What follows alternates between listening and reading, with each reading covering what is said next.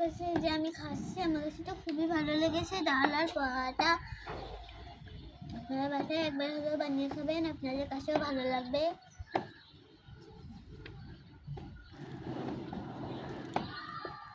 আর অবশ্যই কমেন্টে জানাবেন কে কে পোহাতে ডাল খেতে পছন্দ করেন।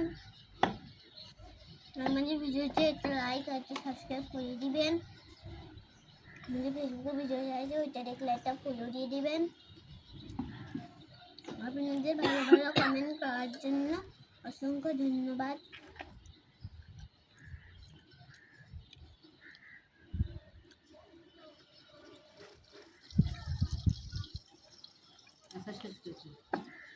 আপনারা ভালো থাকবেন, সুস্থ থাকবেন। আল্লাহ হাফেজ।